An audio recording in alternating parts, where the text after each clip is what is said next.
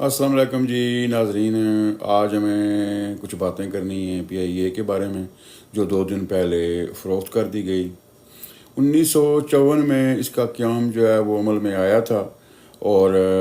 میرے نانا مرحوم چند ان 100 لوگوں میں شامل تھے کہ جنہوں نے اس وقت پی آئی اے کو جوائن کیا تھا۔ ان کے بقول اس میں پیک ٹائم جو ہے اس وقت آیا جب ایئر مارشل نور خان صاحب جو ہیں، جب وہ بنے تھے اس کے چیئرمین، تو انہوں نے بہت محنت کی، اور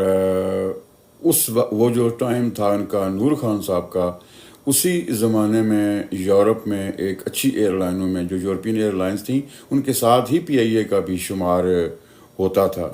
اور پی آئی اے کا ایک بڑا نام تھا۔ آہستہ آہستہ پھر وقت کے ساتھ ساتھ جو ہے وہ اس کا جو معیار تھا اس میں کمی آنا شروع ہوئی۔ یقیناً وجوہات تو بہت ساری ہوں گی،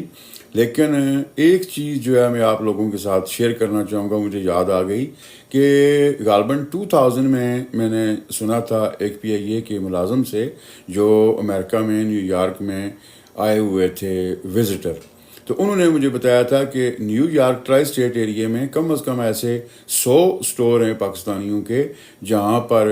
پی آئی اے کے ملازمین جو ہیں وہ جابز کرتے ہیں، اور جو سٹور مالکان ہیں ان کے یہ نوٹس میں بھی نہیں ہوتا، اور یہ آپس میں ہی ڈیوٹیاں جو ہیں وہ چین کرتے رہتے ہیں۔ ایک صاحب گئے تو دوسرے آگے، وہ گئے تو وہ کسی اور کو وہ بلا لیا کرتے تھے۔ تو اس طریقے سے یہاں پر جو یہ کام تھا انہوں نے چلایا ہوا تھا۔ اور پھر اس کے بعد میرے خیال میں سب سے بڑا کام جو ہوا، وہ آخری کیل جو ٹھونکی گئی تھی وہ تھی ہمارے ایک سابقہ وزیر صاحب نے جو بیان دیا تھا پی آئی اے کے بارے میں، اس کی کیا